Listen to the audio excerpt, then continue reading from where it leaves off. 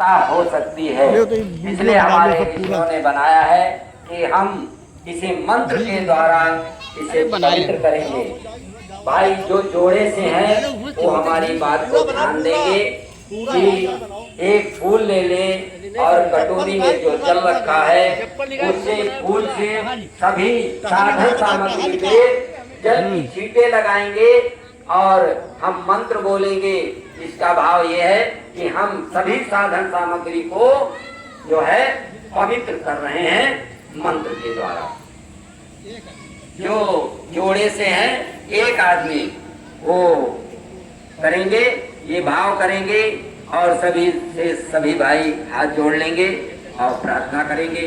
हम मंत्र बोलेंगे और सभी चीजों पे जो है छींटे लगाना है जल की। ओम पुनातु ते परिषद गं सोमा गं सूर्यः दुहितः वरुणी सासुता तना पुनातु मा देव जना पुनातु मनसा धिया पुनन्तु विश्वा भूतानि जात वेदाः उमे मां यत पवित्रणे अग्नमित मंत्रा ब्रह्मतेन पुनातु मा आवमानीषु वर्धितानः पवित्रेण वर्षाणिनः यः पूता सा पुनातु मा उभय भां देव सविता पवित्रेण सिंचा मम पुनिस विश्वता मंगलाचरणम। भैया रमेश भैया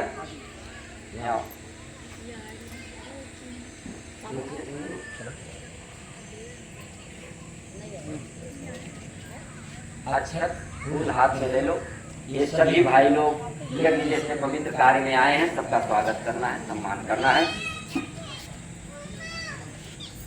एक गदेरी पे अक्षत और फूल रख लें और सबके ऊपर अक्षत पुष्प की वर्षा आचार्य जी करेंगे और भाव करेंगे कि सबका कल्याण हो, सबका उज्ज्वलमय भविष्य हो, इस भाव के साथ। और आप लोग नहीं करेंगे, आप लोग नहीं करेंगे, आचार्य जी करेंगे। हाँ, आपका स्वागत करेंगे। आप भाई अच्छा कार्य करने आए हैं, जब कोई अच्छा कार्य करता है तो उसका सम्मान किया जाता है। तो आप अच्छा कार्य करने के लिए आए हैं, इसलिए हम अपनी तरफ से आपका स्वागत करेंगे। ओम भद्रं कर्णेभिर्यजत्वा स्वादेवा भद्रं श्रुत्वा ईश्वरंगस्त्वा संविद्यतु यत् देवदाहो। ओम भूर्भुवः स्वः तत्सवितुर्वरेण्यं भर्गो देवस्य धीमहि धियो यो नः प्रचोदयात्। अब इसके बाद आप सभी भाइयों को क्या करना है? पवित्रीकरणम। सभी लोग चम्मच आपके कटोरी में होगा, उस चम्मच से सभी लोग बाएं हाथ की हथेली पर जल ले लें और दाहिने हाथ को ऐसे ढकना है। संकेत देख लेना, ऐसे करना है। बाएं हाथ पे जल ले लें एक चम्मच और ऐसे ढक लें।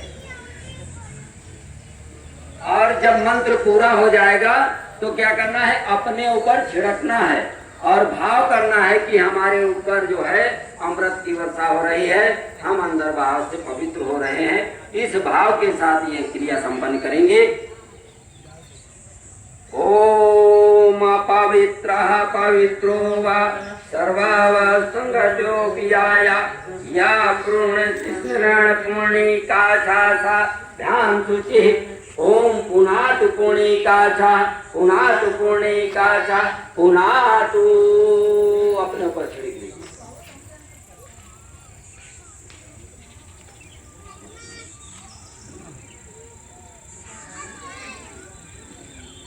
कहते हैं कि जब तक मन पवित्र नहीं होता है, हमारा शरीर शुद्ध नहीं होता है, तब तक भगवान का वास हमारे ऊपर नहीं होता है।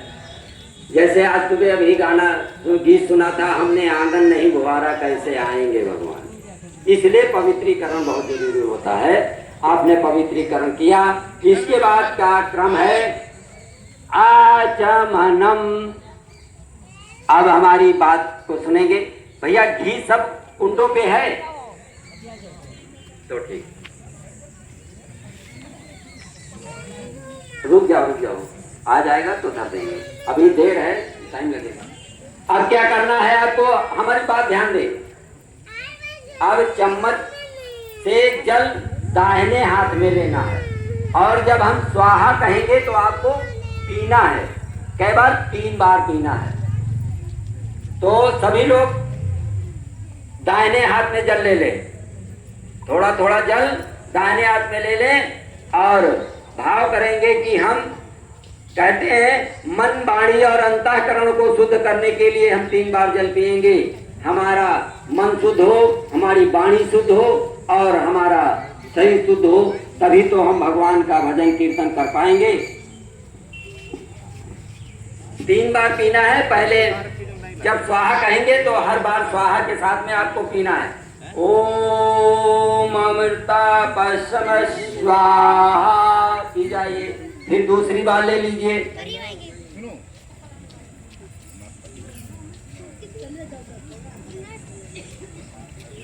चार तरफ चम्मच धरे हैं, चारों कटोरी, ये 3 तरफ है, जो हो आराम से ले लो, कोई दिक्कत नहीं।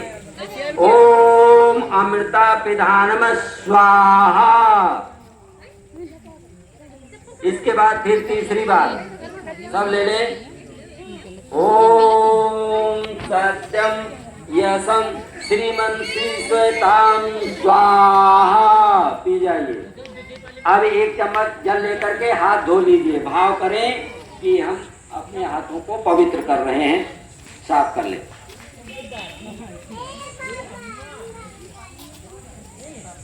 जिन कुंडों पे संख्या कम हो तो उस पे माताओं बहनों को बैठा देना, और वैसे संख्या हो गई है सब पर, कोई दिक्कत नहीं है, ठीक है। हाँ, दूसरे तो बैठे हुए कर। अब जो आएंगी बहनें अलग बैठेंगी, तो इसीलिए बिछावन बिछाया गया। इसके बाद है भाइयों शिखा वंदनम। शिखा हमारे भारतीय धर्म की ध्वजा है, ये मस्तक रूपी किले पर हमेशा फहराती रहनी चाहिए। कहते हैं कि जिसके शिखा नहीं होती है तो उसको भगवान का दान बरदान अनुदान नहीं मिल पाता है। जैसे आपने देखा होगा कि जिस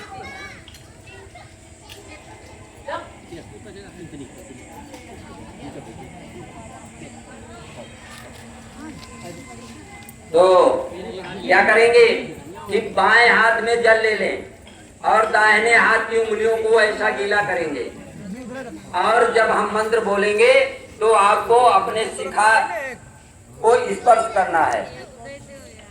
एक बात आपको बता दें कि जब से हमने शिखा कटा दी तब से हमारा जो है धर्म के प्रति रुचि कम हो गई।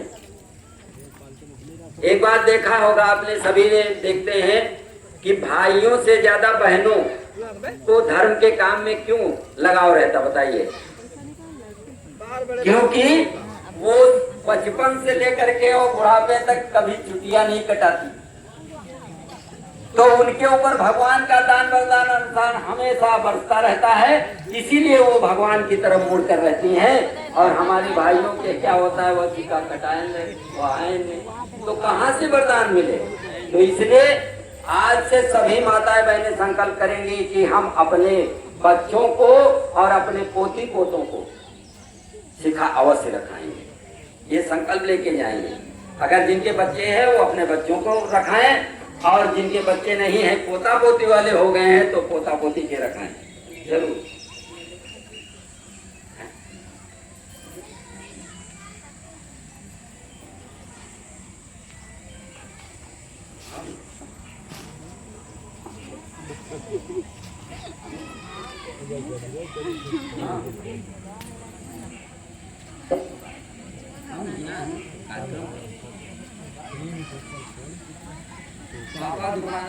तो जा चुके हैं। हाँ, 15-20 मिनट।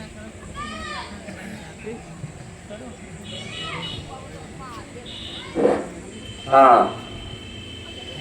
तो अब क्या करेंगे, ऐसे पांचों उंगलियों को गीला करके और उसे जो है शिखा स्थान को स्पर्श करेंगे। ओम चिद्रूपे महामाये दीप्तिदेवे समन्विते कृष्णदेवे शिखा मध्ये तेजोर्धिम कुसुमे तेजोर्धिम कुसुमे। ये जल उसी पे लगा लें ऐसे। हमने तो बड़ी भारी सिखा रहा है, लेकिन ऐसा भगवान के भेज कर सब गायब हो गए।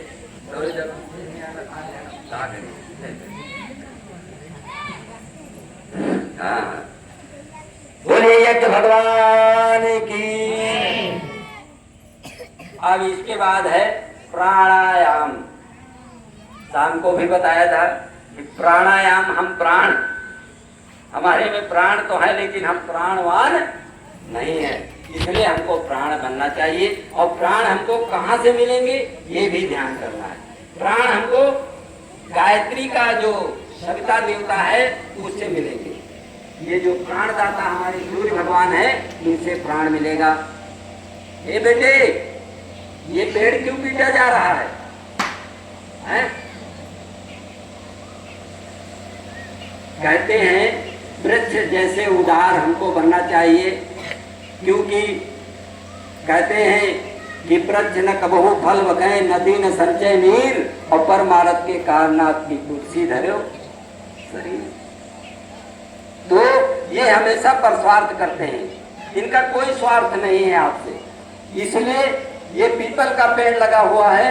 ये हम बता रहे हैं कि इस धरती पर जिस दिन बरकत नहीं होगा उस दिन ऑक्सीजन नहीं होगी, ये समझ लीजिए। सबसे ज्यादा ऑक्सीजन तुलसी और ये पीपल का पेड़ दो ही छोड़ते हैं, इसी से हम जिंदा हैं। तो इनकी पूजा इसीलिए की जाती है, बरगद पीपल की भी पूजा की जाती है और तुलसी की पूजा की जाती है, क्योंकि हम उनको देवता समझते हैं, क्योंकि वो देना जानते हैं, लेना नहीं जानते। और लेते क्या है ये भी समझ लीजिए। जो हम कार्बन डाइऑक्साइड छोड़ते हैं, ऑक्सीजन लेते हैं। अगर इस कार्बन डाइऑक्साइड को ये पेड़ ग्रहण ना करें तो हम स्वयं की सांस से मर जाएंगे, क्योंकि ऑक्सीजन रहेगी नहीं। कार्बन डाइऑक्साइड जहाँ पे देखा होगा आप लोग सभी लोग अनुभव किया होगा कि जहाँ पे आपको घुटन महसूस हो तो समझ लीजिए कि ऑक्सीजन की कमी है, कार्बन डाइऑक्साइड की अधिकता, ये समझ लीजिए। तो ये पेड़ जो है इनकी रक्षा आपको करनी चाहिए। अगर कोई नाजायज इनको पीट रहा है, काट रहा है, कुछ हानि पहुंचा रहा है तो आपको टोकना चाहिए और कहना चाहिए, क्योंकि ये हमारे प्राणदाता है। तो प्राणवान बनने के लिए आपको क्या करना होगा, नित्य। हमारे बाबा रामदेव तो बहुत विस्तार से बताते हैं, आपको भी बताएंगे कि प्राणवान बनने के लिए सुबह जब उठे तो स्नान इत्यादि करें या न करें कोई दिक्कत नहीं है। उठते ही चारपाई पे बैठ जाएं, कोई कार्य ना करें और बैठ करके और ऐसे बैठ जाएं। बैठने का बाद प्रभु का ध्यान करें। हे प्रभु, आपकी बड़ी कृपा है जो हमको ये दिन देखने को मिला।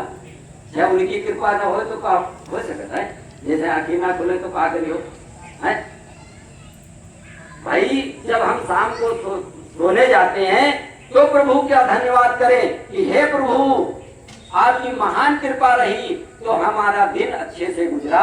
और हम ये सारी समीक्षा करनी चाहिए कि हमने कौन सा अच्छा काम किया, कौन बुरा काम किया, और प्रभु को धन्यवाद देना चाहिए। नहीं कि ये नहीं भगवान बड़ा